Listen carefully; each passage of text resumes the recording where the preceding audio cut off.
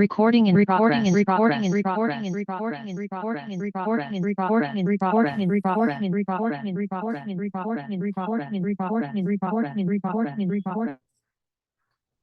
ठीक है, चलो देखो audit strategy, audit plan and audit programme, ठीक है ना। इसमें अपन बेसिकली क्या करने वाले हैं, प्लानिंग एंड ऑडिट में क्या क्या होता है, establishing the overall audit strategy. अभी ये सिर्फ बड़े बड़े वर्ड है। अच्छा, स्ट्रैटेजी प्लान मतलब in general as of now plan, programme और स्ट्रैटेजी।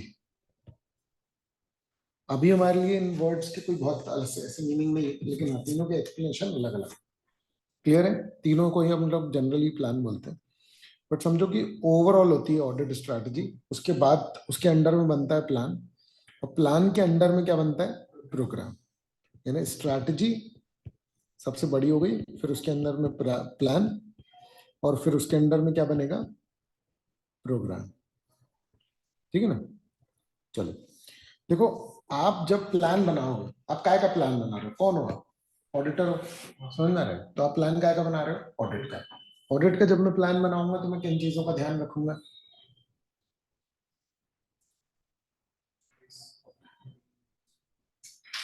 मुझे चेकिंग में कितने दिन लगेंगे और कितनी इंटेंस में चेकिंग जो है वो करने वाले, कितने दिन लगेंगे ये किस बात पर डिपेंड करेगा, क्लाइंट का कितना, क्या बिजनेस है, कितना बड़ा है, कितनी लोकेशन है, आ रहा है समझ में, और कितना कॉम्प्लेक्स है, कितना अनऑर्गेनाइज है।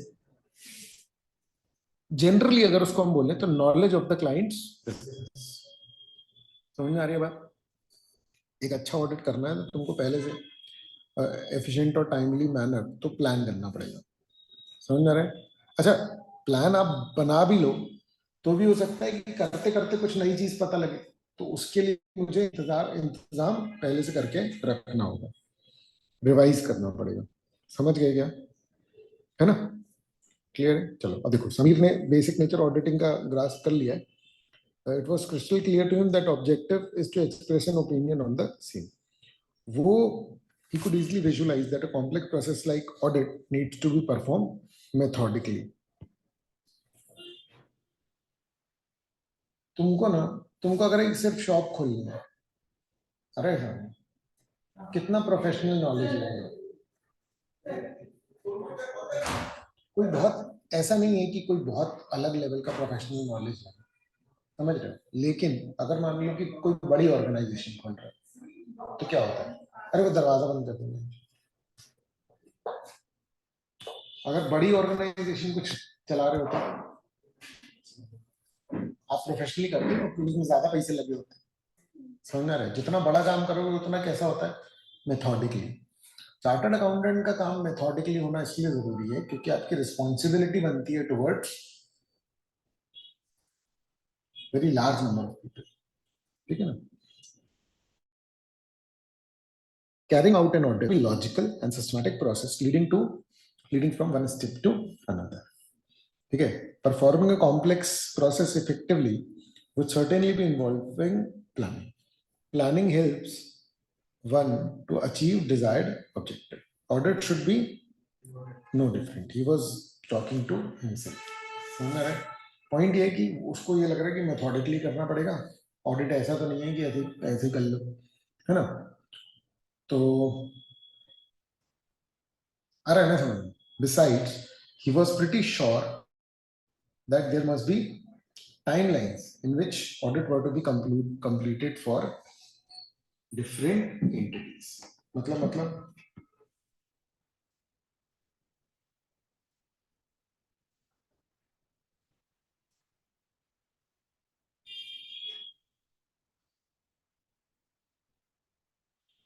टाइमलाइंस मतलब कि टाइमली कंप्लीट करना है, समझ आ रही है। देखो आप इस बात को समझो, किसी भी चीज को समझने का, सीखने का सबसे बेस्ट तरीका होता है आप उसका प्रैक्टिकल इमेजिन करिए, आ रहा है समझ। तो आप इसको शब्दों के तौर पर मत देखो, आप इसको ऐसे समझो कि वो क्या सोच रहा है, और आप पूरे ऑडिट को देखना, समझ रहे। Be a chartered accountant and try to audit, आ रहा है समझ। मेंटली तुम ऑडिट करने की कोशिश करो, क्लियर है? ठीक है ना? तुमको अगर किसी एंटिटी का ऑडिट मिला है तो अभी तो क्या, तो शुरू में तो क्या होता है कि थॉट्स ही नहीं आते, क्या ही सोचेंगे मतलब, लेकिन जैसे जैसे वो बोलता जा रहा है टाइमलाइंस, तो आप समझो ऑडिट मेनली कंपनी का होता है, कंपनी की फाइलिंग का टाइम होता है, तो आपको ऑडिट टाइमली खत्म करना पड़ेगा, नहीं तो रेलेवेंस ही नहीं रह जाएगा। हमने स्कोप में पढ़ा था ना, इनहेरेंट लिमिटेशन में पढ़ा था कि टाइमलीनेस ध्यान में रखनी पड़ती है, क्यों? ऑडिट का ही मतलब नहीं निकलेगा यार। ही remembered his father had held few shares of some blue chip company, तो पापा के पास थे मतलब रिलायंस के कुछ कुछ कंपनी के शेयर्स, तो उसने याद किया कि यार हाँ एजीएम के नोटिस आते थे यार उनको, जो चीज नहीं पता हो पूछना, ठीक है ना?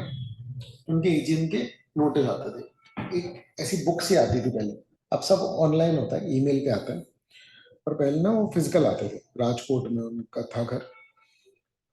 तो अच्छा, उसमें ना अकाउंट्स के अडॉप्शन और उनको लेकर के भी चीजें होती थी। आप लोग सब कॉर्पोरेट लॉ पढ़ चुके हैं, समझ में रहे, तो आपको एजीएम पता है, एजीएम में अप्रूव होते हैं अकाउंट्स, क्लियर है? Linking that he had reasonably concluded कि भैया ऑडिट तब तक तो हो ही जानी चाहिए, इसका मतलब एजीएम में अगर ऑडिट रिपोर्ट डिस्कस हो रही है तो एजीएम के पहले पहले ऑडिट कंप्लीट होकर के रिपोर्ट रिपोर्ट बन जानी चाहिए। The whole audit process therefore must be properly planned to ensure its effectiveness. He was curious to learn about how planning is undertaken.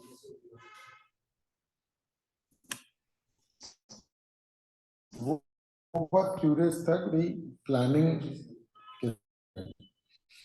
है ना, क्या एलिमेंट्स है प्लानिंग के, क्या about CS article, most of the students will going for audit for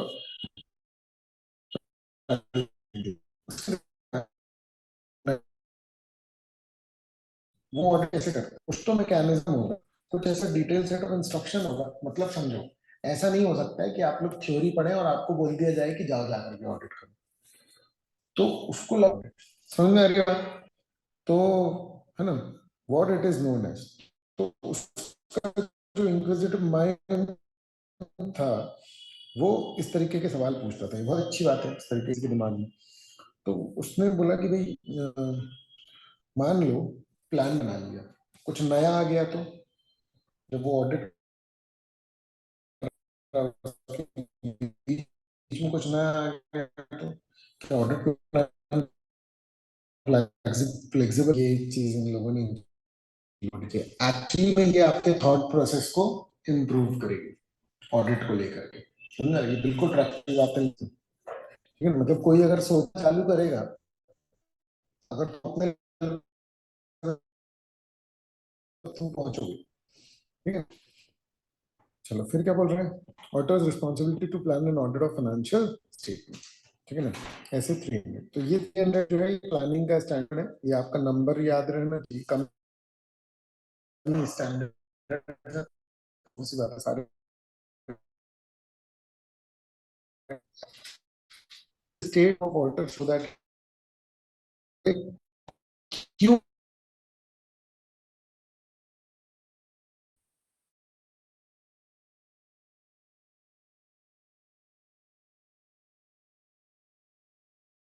चीज notice की,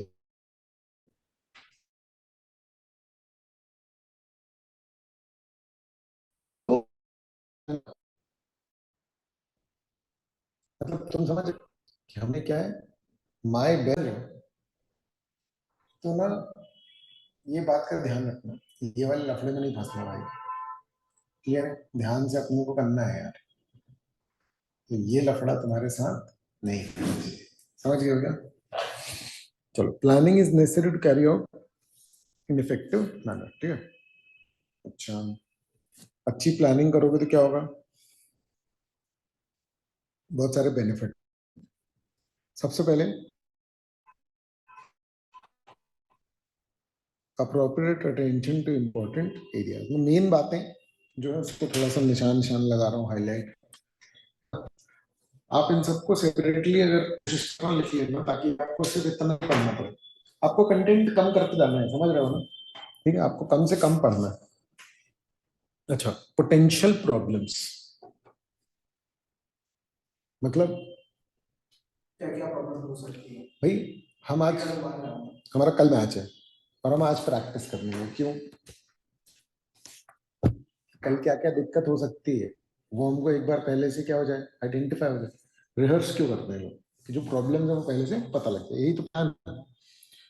Helping the auditor planning properly organize and manage the audit engagement so that it is performed in an effective and efficient manner.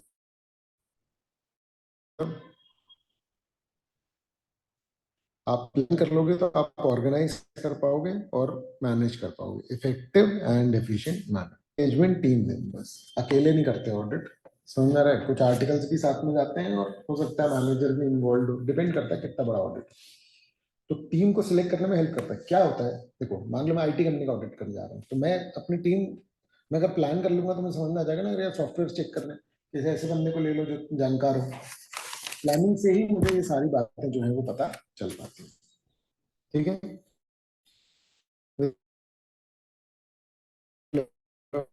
Capabilities and competence, ठीक है? Direction and supervision जो है वो आसान हो जाता है जब आप प्लान कर लेते हो, तो क्या आसान हो जाता है? डायरेक्शन, सुपरविजन, ठीक है ना? कोऑर्डिनेशन इजी हो जाता है, आप ऑर्गेनाइज कर पाते हो, आप टीम मेंबर्स को सिलेक्ट कर पाते हो। प्लानिंग का आंसर है ये। अब आप समझो कि इसमें आप क्या आंसर लिख के आ रहे हो कि प्लानिंग में क्या, पूरा कच्चा बना, कुछ भी मैच नहीं करेगा उसके आंसर से। प्लानिंग क्यों और प्लानिंग में क्या, इस कितना लाना आंसर, समझ गए हो क्या? क्लियर है ना? अच्छा, सुपरविजन, ठीक। Therefore, planning and audit ensures the audit risk is reduced to an acceptable low level. When audit work is adequately and properly planned, it reduces the risk of inappropriate opinion by reduces the risk of inappropriate opinion. Plan कर लोगे तो भाई तुम्हारा risk कम हो जाएगा कि audit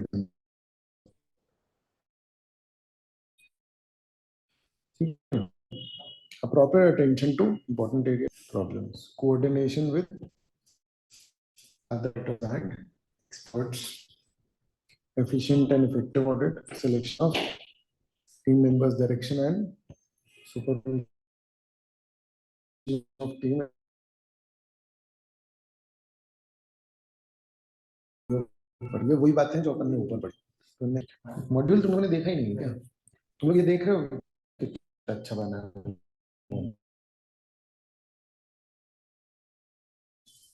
clear है ना? नोट्स में इसी से बना रहा हूँ, इटरेटिव प्रोसेस, ठीक है? हेडिंग बहुत ध्यान से, पहली हेडिंग क्यों, ये है क्यों का आंसर, क्यों प्लानिंग। ये क्या है? ऑडिट प्लानिंग का नेचर क्या होता है, अरे समझ। तो सबसे मेन बात ये है कि कंटिन्यूस एक्टिविटी बोल रहा है, मतलब वन टाइम प्लान नहीं है होता है, it is continuous, discrete phase नहीं है, और इटरेटिव प्रोसेस, इवॉल्व होता है प्लान, मतलब इवॉल्व होता रहता है थोड़ा थोड़ा करके जो है, समझना, मतलब लाइन बाय लाइन आप समझो कि चेंज होता रहता है, फ्लेक्सिबल, ये सारी चीजें इसमें इन्वॉल्व होती है। Often begins shortly after the completion of previous audit and continues until the completion of the current audit engagement। अगर मैं एक ही एंटिटी का ऑडिट कर रहा हूँ, पिछला ऑडिट खत्म बाद ही क्या चालू हो जाता है एक तरीके से, प्लान, नेक्स्ट ऑडिट। अगर मैं भी कर रहा हूँ, planning however includes consideration of timing of certain activity audit procedures that need to be completed prior to the performance of further audit। For example, planning includes the need to consider prior to the audit identification and assessment of risk of material misstatements, such matters as, ठीक है? क्या बोल रही है?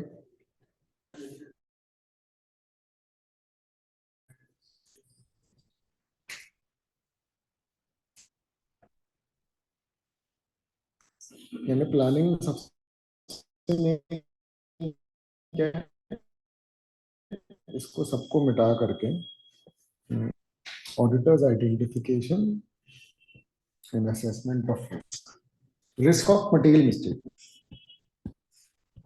Risk of material statement को अपन लोग RMM बोलेंगे, बहुत बार यूज होने वाला है। आरएमएम तो इसको आरएमएम बोलेंगे, risk of material miss statement. तो प्लान आप इसलिए करते हो ताकि आप ये तय कर पाओ, है ना, कि आपका एनटीई ऑफ ऑडिट प्रोसीजर क्या होगा। You decide audit procedure on the basis of, नहीं, यू डिसाइड, अबे you decide NTE of audit procedure on the basis of planning. Plan करते हो तब पता चलता है कि भैया मुझे 10 वाउचर चेक करने की 15, नहीं समझे, ठीक है ना। याद रखना, मुझे ना पीएनएल और उसके हर एक अमाउंट पे कॉन्फिडेंस लेकर के आना है। मतलब overall as a financial statement में देखूं ना तो मैं बोलूं कि हाँ यार ये ठीक है, ट्रू एंड फेयर बोल सकते हैं, जबकि उसमें छोटी मोटी गलतियां जो है वो हो सकती हैं। आपको समझ में आ रहा है ना, ऑर्डर का काम समझ में आ रहा है नहीं, ठीक है। The analytical procedures to be applied, है ना, एज रिस्क असेसमेंट प्रोसीजर। बच्चों बहुत ध्यान से सुनना, एक ही टाइप के वर्ड्स मल्टीपल जगहों पर मिलेंगे लेकिन उनके मीनिंग अलग अलग होंगे। एनालिटिकल प्रोसीजर एक टूल है, समझ में आ रहा है। आप ये समझो कि आपने हथौड़ा उठाया तो खीला ठोका होगा, ऐसा जरूरी नहीं है। मेरा पॉइंट समझने की कोशिश कर रहा हूं। हम लोग नॉर्मली हथौड़ा उठा रहे तो खीली ठोक रहे हैं, तो अगर मैं तुमसे बोल रहा हूँ कि हथौड़ा उठाया है तो तुम बोल रहे हो ठीक, ऐसा नहीं है। समझ में आ रही है बात, क्लियर है। एनालिटिकल प्रोसीजर सबसे ज्यादा यूज होगा सब स्टैंडर्ड प्रोसीजर जब मैं ऑडिट कर रहा हूँ, लेकिन यहां वो बोल रहा है to be applied as risk assessment procedure. मतलब मैं अभी ये पता लगा रहा हूं कि मैं ये ऑडिट जब करूंगा तो मुझे कितना काम करना पड़ेगा। तो मैं एनालिटिकल प्रोसीजर्स लगा रहा हूं, लेकिन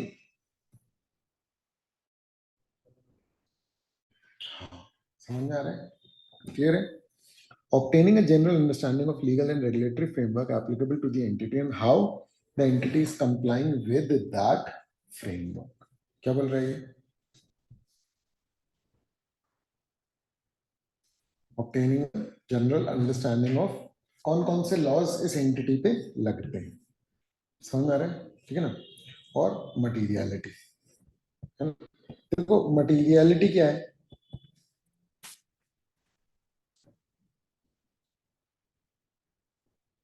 कितनी बड़ी बैलेंस शीट है, कितने तक के अमाउंट के ऊपर क्या बोलने लग जाऊंगा मैं कि यार इतने के ऊपर तो मिस स्टेटमेंट नहीं होना चाहिए।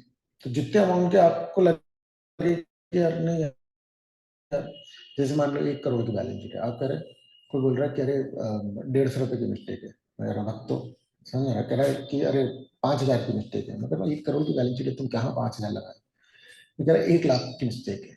तो अगर मान लो मेरे को लग रहा है अच्छा 1 लाख की, हाँ, तो मतलब तो ये मटीरियल, समझ में आ रही है बात। बहुत सब्जेक्टिव चीज है मटीरियलिटी, समझ रहे अपन लोग। ऐसे 320 पूरा गाइड करता है कि कैसे हर ऑडिट में मटीरियलिटी तय करते हैं। तुम सिंपली समझ लो, एक बहुत सिंपल एक एग्जांपल दे रहा हूं उसके लिए, कि 1 करोड़ की बैलेंस शीट है तो एक समझ लो कि 1 लाख तुम्हारे लिए क्या हो गया, मटीरियल। 1% से ऊपर के मिस स्टेटमेंट जो है वो काम के हैं, समझ आ रहा है। जब मैं सेल्स लेता हूँ तो 1% लेता हूँ, प्रॉफिट लेता हूँ तो 5% लेता हूँ, ये स्टैंडर्ड है। 1 और 5% जो बिग फोर्स लेते हैं वो अब स्टैंडर्ड्स में भी इंक्लूड हो गया है, अरे सर। और या तो फिर स्टैंडर्ड में इंक्लूड होता होगा तो इसलिए बिग फोर लेते हूँ मैं, जब ऑडिट किया तब तो बता।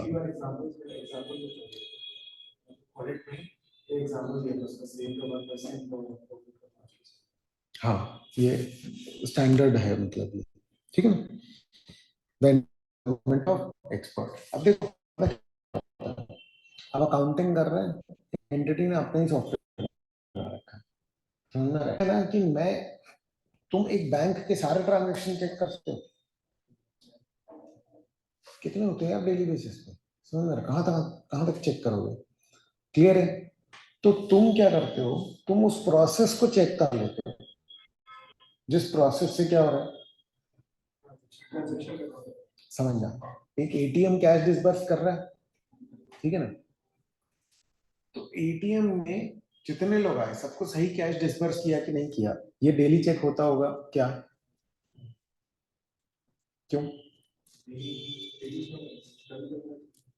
नहीं? मेरा पॉइंट ये कि सारे ट्रांजैक्शंस इंडिविजुअली वेरीफाई होते होंगे क्या? उसका प्रोसेस तरीका होता है। समझ में आ रही है बात? आपका एटीएम मशीन का जो प्रोग्राम है, जिस प्रोग्राम के बेसिस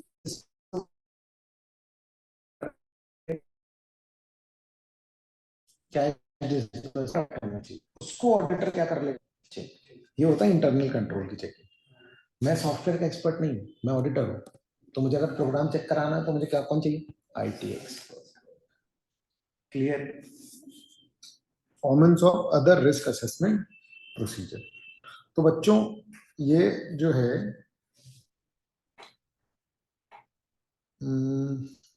प्लानिंग में है ना, prior to the auditors identification of risk, उसको ये मैटर्स आइडेंटिफाई करने पड़ते हैं। अब आप क्वेश्चन का फ्रेम समझो कि कैसा कैसा प्रायर टू ऑडिट, है ना, prior to auditors assessment of risk, मतलब रिस्क असेसमेंट के पहले तो आप इसका ना एक वो बना लेना,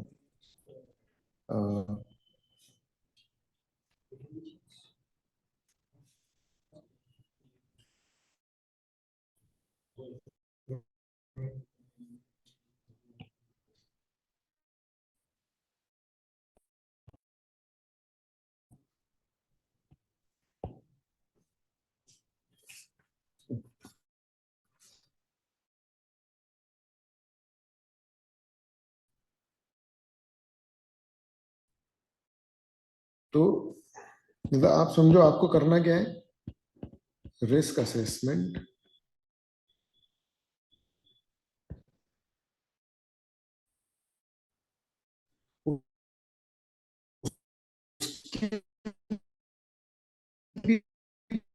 पहले आप क्या कंसिडर कर लोगे? ये 5 point. Analytical procedure for risk assessment procedure. दूसरा फाइनेंशियल रिपोर्टिंग फ्रेमवर्क थोड़ी है, फ्रेमवर्क जैसे आरबीआई होगा ना, अगर बैंक है तो उसका रेगुलेटरी फ्रेमवर्क, मुझे सिर्फ कंपनी के हिसाब से नहीं करना, मुझे आरबीआई की गाइडलाइंस भी देखनी है। मैं अगर रियल एस्टेट कंपनी का कर रहा हूँ तो मुझे रेरा की वो भी देखना है, क्योंकि वो सेक्टर का रेगुलेटर है। आ रहा है समझ में? हाँ। और मटीरियलिटी और expert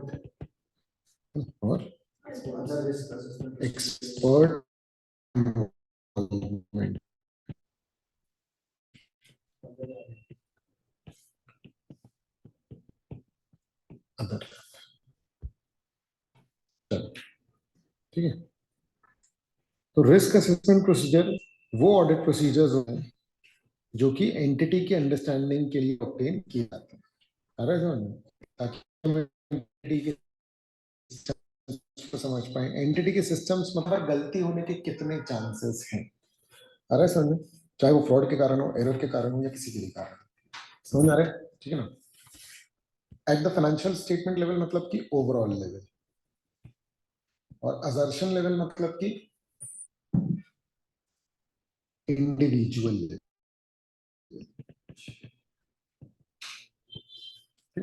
Therefore, planning includes consideration of matters such as obtaining knowledge about legal framework in which entity is operating. ठीक है? Consider the following example: telecom companies and bank. Telecom companies पे ट्राई लगता है और bank पे RBI. ये कौन हो गए? Sectoral regulator. यही बोल रहे हैं, समझ में आ रहा है? तो लीगल फ्रेमवर्क, रेगुलेटरी फ्रेमवर्क, मैंने भी यही एग्जांपल दिया आपको। क्लियर है? बस मैंने रेरा का दे दिया। ठीक है। तो प्लानिंग में हमको ये सब कंसिडर करना पड़ेगा कि एक्सपर्ट को हमको इन्वॉल्व करने के लिए, ये वही बातें हैं जिसकी डिटेलिंग हो रही है। Planning is not a separate और डिस्टिंक्ट फेज ऑफ ऑडिट। आप ये मत समझो कि ये ऑडिट से अलग है, ये ऑडिट का बहुत इंपॉर्टेंट हिस्सा है। मतलब आपको कल को ये भी बताना पड़ेगा कि आपने ऑडिट प्लान कैसे किया। समझ में आ रही है बात? क्लियर है? आप सिर्फ इस बात से फिर वो पीछे नहीं जा सकते, देखो हमने ऑडिट तो अच्छे से किया ना, नहीं बोलेंगे प्लान कैसे बनाया तुम, बोले देखो हमने प्लान किया था उस हिसाब से किया। बोले तुमने प्लान कैसे बनाया है वो बताओ। आ रहा है समझ में? ठीक है ना। देखो ऑडिटर अच्छा चालाक बंदा होता है तभी तो सीए निकाला है ना। आ रहा है समझ में? तो वो क्या कर सकता है, वो चालबाजी कहीं भी कर सकता है। समझ में आ रहा है? सोचो जहां 1000 करोड़ का फ्रॉड इन्वॉल्व हो, 1000-5000 करोड़ का, कितनी प्लानिंग कर सकता हो फ्रॉड की। इसलिए हर तरफ से हम यहाँ पर ऑडिटर को घेर रहे हैं कि भाई चोर मत बन जाना यार, देख। आ रहा है समझ में? क्लियर है ना? अगर इसमें कोई कमी निकली तो फिर हम तुमको जिम्मेदार ठहराएंगे। इसीलिए लापरवाही भी कई बार ऑडिटर के लिए भारी पड़ सकती है। समझ में आ रही है बात? ठीक है ना। तो इन्वॉल्वमेंट ऑफ की engagement team members in planning audit, जितने भी नोट्स आप देखोगे तो उसमें सिर्फ ये हेडिंग्स दी हुई है। समझ में आ रहा है? ठीक है ना। जो लोग ऑडिट करने वाले हैं, समझ में आ रहा है, उन सबको प्लानिंग में उन सबको रखना। ये नहीं कि दो बड़े लोगों ने प्लान कर लिया फिर आर्टिकल्स को बुला रहे हैं बोल रहे हैं ये कर लो वो कर लो। अरे उनको समझ में भी तो आना चाहिए ना यार। अरे समझ में, प्लानिंग में सबको इन्वॉल्व करो ऐसा। ठीक है। प्लानिंग में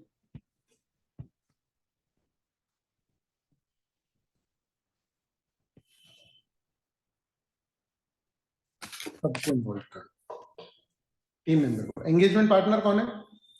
जो साइन करेगा। आ रहा है समझ में? बाकी एंगेजमेंट टीम मेंबर्स के नाम से बोल रहे हैं क्योंकि कोई भी सीनियर जूनियर कुछ भी हो सकता है। आ रहा है समझ में?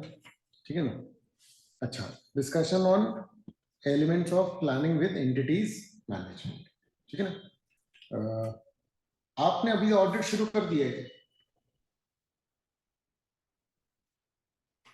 नहीं। अभी क्या कर रहे हो? प्लान। अरे मैं इसी का पूछ रहा हूँ। अरे समझ, ठीक है, मैं बुकी में हूँ। क्लियर है? मैं कुछ भी ऐसे रैंडम पूछ रहा हूँ तो मैं नॉर्मल इसी पे हूँ। ठीक है ना। मैं बहुत इन्वॉल्व हूँ, मतलब इसको अपन वैसे कर रहे हैं ना कि जैसे अपन ऑडिट कर रहे हो टाइप। ठीक है। तो है ना, मैं आपको बोल रहा हूँ कि आप ऑडिट करने जा रहे हो ना, ऐसे टाइप से मैं बात करूंगा। तो आपने अभी ऑडिट स्टार्ट कर दिया है क्या? नहीं। समझ रहे हैं? आप अभी रिस्क असेस कर रहे हो ताकि आप ये तय कर पाओ कि मैं कितना डिटेल में ऑडिट करूं। समझ में आ रही है बात? तो मैं एक तो प्लानिंग में सबको इन्वॉल्व करूंगा, दूसरा कि क्या करूंगा, discussion of elements of planning with entity's management. Ayush, ठीक है। इसको वो समझ नहीं पाए क्या कर रहे हो। ठीक है। कोई भी ऐसे करे तो ऐसे कर लेना चाहिए इसको पहले। अरे समझ, वो क्या, ठीक है ना। हाँ, ठीक है। तो ऑडिटर में decide to discuss elements of planning with entity's management. Planning की चीजें मैनेजमेंट ने जो कि काइंड इन्वॉल्व है मेरा ऑडिट करवाने में। देखो मैनेजमेंट भी इंटरेस्टेड है, मेरे को अगर सेटिस्फेक्शन नहीं आया ना, एजीएम डिले होगी तुम्हारी, मैं नहीं जानता। समझो, मैनेजमेंट की भी लगी पड़ी रहती है कि भैया ऑडिट टाइमली कंप्लीट करना है। ऑडिटर को भी टाइमलीनेस मेंटेन करना पड़ता है, बट सेटिस्फेक्शन से कोई समझौता नहीं। समझ में आ रहा है? तो मैं जो प्लान कर रहा हूँ वो मैनेजमेंट के साथ इसलिए डिस्कस कर रहा हूँ ताकि सब कुछ टाइमली हो जाए। भैया देखो मैं यहाँ करूंगा, ऐसे ऐसे करूंगा, तुम इंतजाम करके रख लो। समझ में आ रहा है? पता चला मैं बोलूंगी मेरे को वो वाले एंटिटी पे जाना है, इंतजाम नहीं, ये सब फिर तुम जानो, फिर भैया एजीएम डिले होगी तो हम नहीं जानते। समझ में आ रहा है? इसलिए हम उसके साथ डिस्कस पहले से कर लेंगे। ठीक है ना। Care is required in order to not to compromise the effectiveness. Compromise नहीं चाहिए भाई। ऑडिट अपने को अच्छे चाहिए, अपने अपनी जिम्मेदारी है ना यार। अपने साइन हो रहा है तो अपनी जिम्मेदारी, अपन ऑडिटर है। क्लियर है कि नहीं? ठीक है। प्लानिंग प्रोसेस, तो प्लानिंग प्रोसेस में दो एलिमेंट्स हैं, प्रिलिमिनरी एंगेजमेंट एक्टिविटीज और प्लानिंग एक्टिविटीज। प्रिलिमिनरी में क्या क्या है? Performing procedure regarding the continuance of client relationship. Audit जो है ना, पता क्या होता है, जब भी हम ऑडिट ऑडिट करते हैं ना, पता है बहुत बार क्या होता है कि हम ना एक ही एंटिटी का बार बार ऑडिट कर रहे होते हैं हर साल, क्योंकि ऑडिटर एक बार में ना 5 साल के लिए अपॉइंट होता है। तो देखो क्या है ना, मेरे से ऑडिट में अगर मान लो कि कोई कमी रह गई, मेरी मेहनत में कोई कमी नहीं है, मेरे प्रोफेशनलिज्म में कोई कमी नहीं है, तो भी ऐसा हो सकता है कि कमी रह जाए ऑडिट में। क्या ऐसा हो सकता है कि आप जब दूसरे साल ऑडिट कर रहे हो तो आपने पहले साल से अच्छा ऑडिट किया? क्या ऐसा होता ही होगा? इन जनरल तो ऐसा होना ही चाहिए। क्यों? क्योंकि जब आप पहले साल ऑडिट करते हो तो ना आपको बंदों का पता, ना आपको बिजनेस का पता, तो सोचो कितना टाइम लगता होगा कि पहले हर चीज समझो। दूसरे साल से तो सीधे काम ही चालू हो जाएगा। समझ में आ रहा है? अगर मैं हर चीज लिख करके रख लूं तो समझो ऑडिट स्टार्ट होने के पहले मैं अपनी टीम को पढ़ा दूंगा कि देखो बेटा कौन कौन सा बंदा है जो यहाँ पर रहता है ना, कौन से डिपार्टमेंट में कौन है, कहाँ से क्या मिलता है ना, कैसे एविडेंस निकाले जाते हैं, किससे बात करनी पड़ती है। 10% टाइम में पूरा ऑडिट हो सकता है जो तुमने पहली बार में किया। ठीक है, लेकिन जब आप दोबारा ऑडिट कर रहे हैं ना उसका, तो उससे पहले कुछ एक्टिविटीज करनी पड़ती है, उसकी बात कर रहा है। कंटिन्यूएंस ऑफ क्लाइंट रिलेशनशिप, इस पे पूरा स्टैंडर्ड बना हुआ है ऐसे 220, है ना। अच्छा, एथिकल रिक्वायरमेंट्स का कंप्लायंस करेंगे इंक्लूडिंग इंडिपेंडेंस। इसका मतलब इंडिपेंडेंट रहेंगे, उससे ज्यादा अटेंशन मिले, जैसे कि देखो इसमें ना आगे भी अभी बहुत सारी चीजें हम लोग पढ़ेंगे। ठीक है, क्या होता है, मैं जिसका ऑडिट करने जा रहा हूँ अगर वो मेरी पहचान का होगा तो ऑडिट अच्छे से नहीं हो पाएगा, तो इसलिए इंडिपेंडेंस जरूरी है। क्लियर है? मैं अपनी जो टीम को लेकर के जा रहा हूँ, टीम का तो कोई बंदा नहीं है पहचान का, मुझे इंडिपेंडेंस और एथिकल रिक्वायरमेंट्स पहले से तय करनी पड़ेगी। अब समझना, मैं मान लो कर रहा हूँ इंडिगो का ऑडिट, अरे समझ, तो बढ़िया डायरेक्टर आया, कह रहा है ये लो वाउचर, 6 महीने तक तुमको कम से कम 50 फ्लाइट फ्री, तो हम उसके एहसान के बोझ तले दब जाएंगे। Ethically it is not correct, तो इस तरीके का कुछ भी होगा तो आप फंस सकते हैं। समझ आ रहे? क्लियर है क्या? ठीक है ना, तो आपको ये बात ध्यान में रखनी पड़ेगी। क्लियर है? हम लोग ओरिएंटल इंश्योरेंस के ऑडिट में गए थे, तो उस बंदे ने हमको सूटकेस दिए थे, पता है, ऐसे ही। अरे समझ, क्लियर है? ठीक है ना, कोई रिपोर्ट जल्दी मिल जाए ये वो, क्या होता है ना, जरूर नहीं है, फ्रॉड होने की जरूरत नहीं होती है।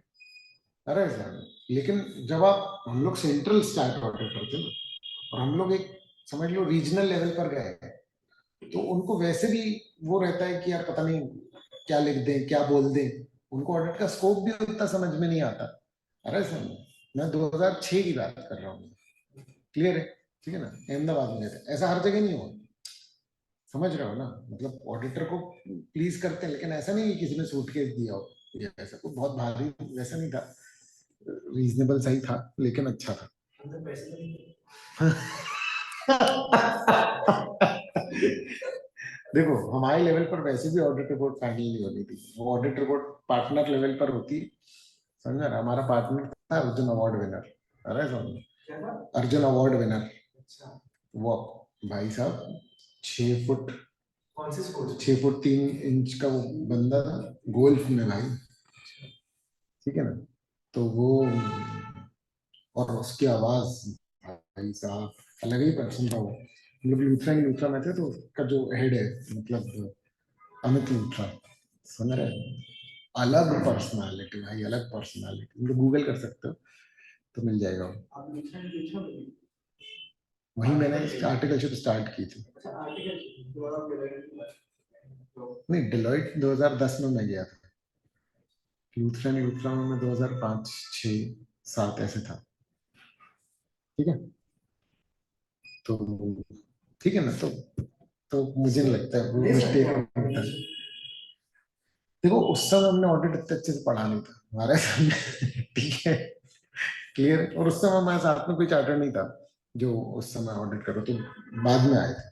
ठीक है, और वैसे भी वो गवर्नमेंट एंटिटी है, उसमें उनको वैसे भी लेना देना नहीं होता, उनको सिर्फ यही रहता है कि सीनियर को आप रिपोर्ट कर रहे हो तो अच्छी रिपोर्ट करो, ऐसे मुद्दे नहीं थे। ठीक है ना, establishing an understanding of terms of engagement. Engagement से पहले मैं क्या करूंगा कि ये है ना, ये जो है ये ऐसे 210,